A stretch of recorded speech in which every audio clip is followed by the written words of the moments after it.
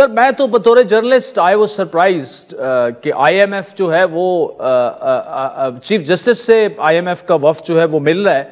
Were you surprised اور کیا یہ ایک نارمل پریکٹس ہے آئی ایم ایف کے لیے اور اس کو کیسے دیکھا جائے؟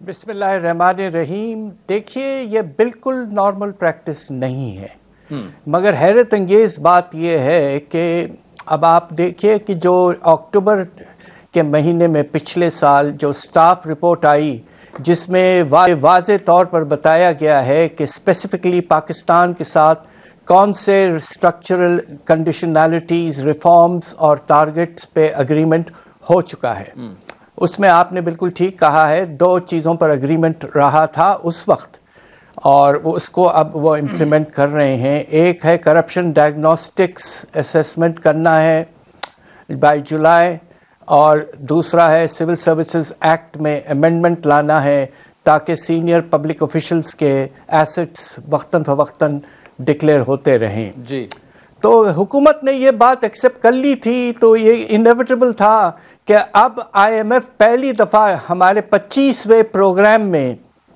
ایسے اداروں کی طرف جائے اور ایسے ایشوز کو ٹیک اپ کرے جو میرے خیال سے کم از کم میں نے تو بڑے کیئرفلی فالو کیا ہے آئی ایم ایف کو، نیگوشیٹ بھی کیا ہے 2-3 مرتبہ.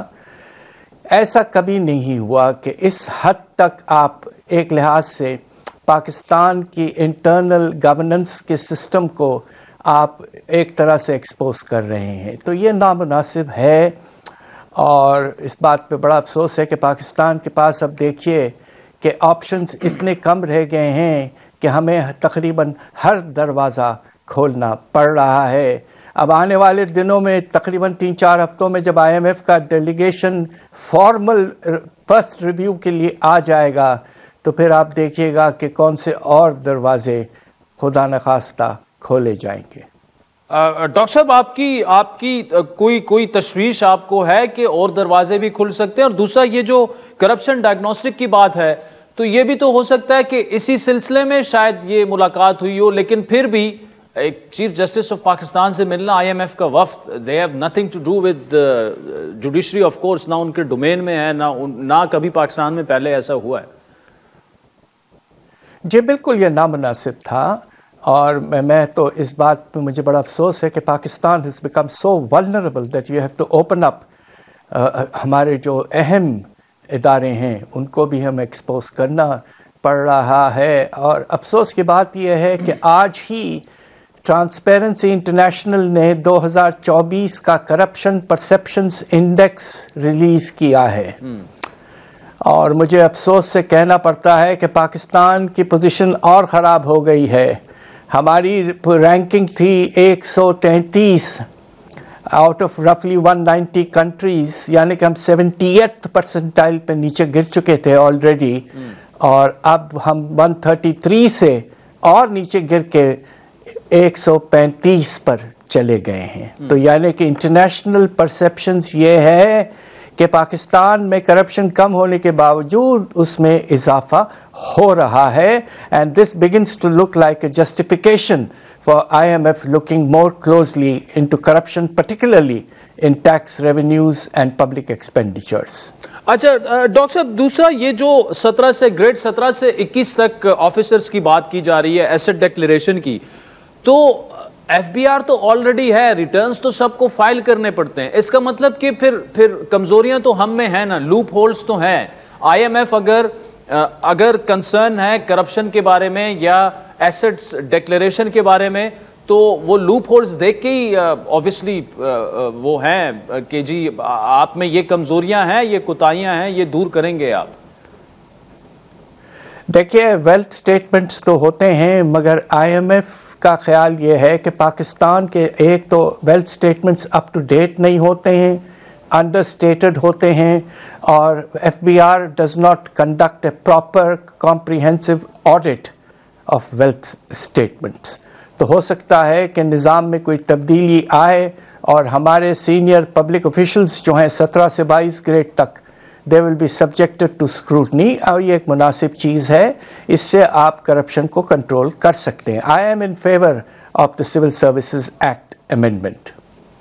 لیکن آبویسلی چیف جسٹس سے ملنا آپ نامناسب سمجھتے ہیں. ڈاکٹر صاحب آخر میں بتائیے گا کہ جو ابھی تک ہمارے پاس جو فگرز سامنے آئے ہیں, چاہے سنگل ڈیجٹ انفلیشن ہو, انٹرسٹ ریٹ جتنا نیچے آ چکا ہے, گروتھ گریجولی آہستہ آہستہ اوپر جا رہی ہے, آپ کتنے آپٹیمسٹک ہیں ان فگرز کو لے کر 6 months ڈاؤن دا لائن؟ میں آپٹیمسٹک اس بات سے ہوں کہ پاکستان کا پرفارمنس میں امپرومنٹ آئی ہے, یقیناً آئی ہے, خاص طور پہ افراط زر میں نمایاں طور پر کمی آئی ہے. مگر دیکھیے 2 ایسے ایریاز ہیں جہاں ہم ابھی بھی بہت ولنریبل ہیں. سب سے اہم ایریا ہے کہ باہر سے پیسے آنے کی رفتار اس سال پہلے 6 مہینے میں بہت کم ہو گئی ہے. فارن ڈائریکٹ انویسٹمنٹ تقریباً اسی لیول پہ ہے, but more importantly private landers Pakistan کو پیسہ نہیں دے رہے ہیں. ہم بانڈ نہیں فلوٹ کر پا رہے ہیں, ہمیں کمرشل بینکوں سے انٹرنیشنلی پیسہ نہیں مل رہا ہے. اور ایک حیرت انگیز بات یہ ہے کہ دسمبر کے فگرز جو ابھی منسٹری آف فائنانس نے چھاپے ہیں اس سے واضح ہو رہا ہے کہ جو نیا پیسہ آیا ہے پاکستان میں باہر سے لونز کے طور پر یا کوئی اور طریقے سے, that is less than the repayment. یہ بہت ہی پریشان کن بات ہے, اس لیے کہ آئی ایم ایف کے جو ٹارگٹس ہیں سیلف فائنینسنگ کے, ایکسٹرنل فائنینسنگ کے, وہ ہم میٹ نہیں کر پا رہے ہیں, اور فچ نے ابھی رپورٹ میں اسی کو ہائی لائٹ کیا ہے. دوسری طرف ہمارے ریونیوز میں شارٹ فالز ہیں, اگرچہ آپ نے ذکر کیا کہ پرائمری سرپلس بہت بڑھ گیا ہے, مگر اس کے بڑھنے کی صرف ایک وجہ ہے جی کہ پہلے کوارٹر میں ہی اسٹیٹ بینک نے اپنے سالانہ پروفٹس 2500 ارب کے گورنمنٹ کو ٹرانسفر کر دیے. انہوں نے آرٹیفیشل آپ کے سرپلس کو بڑھا دیا ہے, بٹ انڈر لائنگ سرپلس میں ابھی بھی پرابلم موجود ہے, تقریباً 400 سے 500 ارب, اور ریونیوز میں شارٹ فال تقریباً اتنا ہی ہے. تو انفلوز ایکسٹرنل ڈومیسٹک ریونیوز, یہ 2 آپ کے ویک ایریاز ہیں. اب دیکھیے آئی ایم ایف آپ سے کیا کہتا ہے کہ آپ کو کیا کرنا ہے تاکہ اگلا ریویو جو ہے وہ چل پڑے, اور یہ نہ ہو کہ یہ ریویو اسٹیٹ آف سسپینشن میں خدا نخواستہ چلے جائے.